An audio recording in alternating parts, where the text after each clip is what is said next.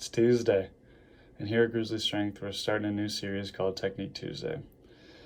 We'll be doing these about every 2 weeks to start off with, and what they're going to include is some sort of new exercise, technique, thought process, something that's going to help improve your workout. And for the first one, we're starting with a dynamic warm-up, which that's something that I think across the board, whether you're doing a weightlifting session, some body weight stuff, or some aerobic workouts, starting off with a good warm-up will improve your performance and aid your recovery after the work. The reason why dynamic warm-up is so important is because a lot of us, I know for me especially, when you're going through your day-to-day life, it's not super intense. For a lot of the days I'm sitting behind the desk doing some work or cleaning my house or anything like that.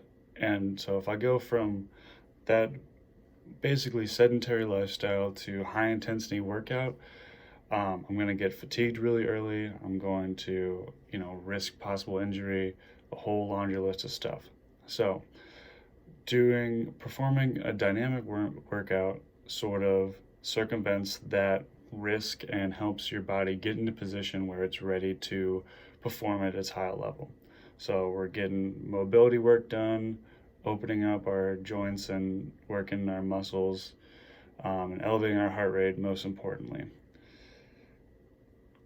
A lot of people like to start with a couple minutes of stretching. The reason why I want to encourage you guys to shy away from that is because it's not doing what you need to do to be ready for that workout. Stretching, for the most part, is lengthening those muscles, and it's great, and you should definitely do it after your workout, and we'll do another Technique Tuesday with what some good stretches are. But in terms of getting you prepared to go, getting you prepared for that run or that lift, it's not the best. A real dynamic workout is going to elevate your heart rate to the level that stretching won't. So with that, let's show you some different things that you can do and put together for your dynamic workout. Here you have some knee hugs that are activating your glutes, quads, hamstrings, and hip flexor muscles.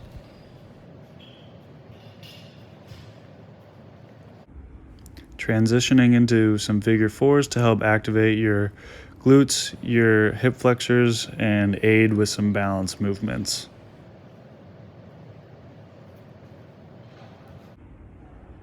If you're not comfortable with the traditional figure four, here's a different variation. Just make sure you're grabbing your ankle and not your foot to preserve that ankle stability. Here is a flamingo movement plus a lean. It really helps with balance and unlocks your quads, your hammies, and your hip flexors as well as your lower back muscles.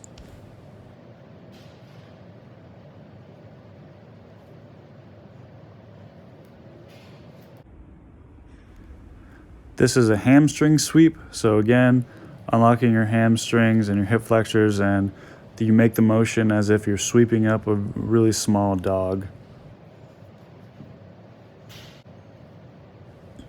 So now we're looking at doing some open gait. We're going to do some closed gait and then some lunges with some torso twists. All these will help your hip flexors and open up your posterior chain muscles. We're doing a lot of work with that just because if we warm that up correctly, it's going to prevent a lot of injuries in the long run, which is what we want.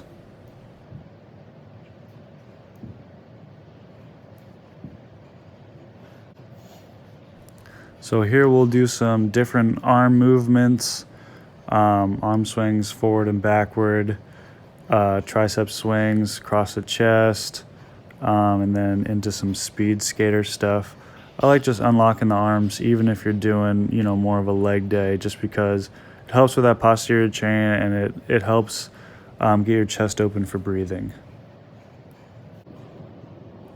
Here we're doing some thoracic spine movement, and there's a couple different variations of this that will help your posterior chain muscles, your lower back, hip flexors, all that good stuff, just like we've been warming up before.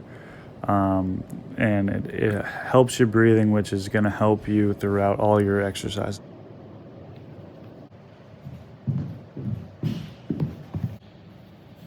So before we did skips, now we're doing some karaoke and some side shuffles. This is just to get the heart rate going and open up some more of that body. Finishing off with some jump rope. Hopping on the treadmill or the bike can do the exact same thing. I just prefer to do jump rope. Okay, those are a couple really good examples of what a dynamic warm-up is going to look like. Are you going to do every single one every single time? No, you don't have to. For me personally, and what I like to coach our athletes to do is do probably about 75 or 80% of them.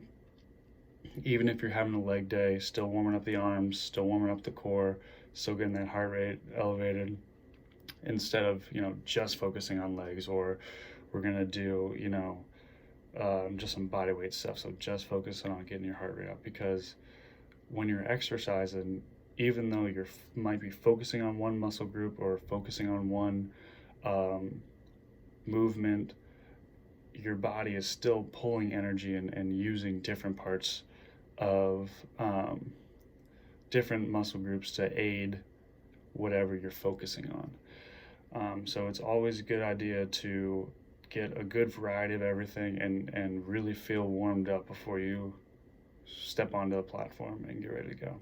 All right, see you guys next Tuesday.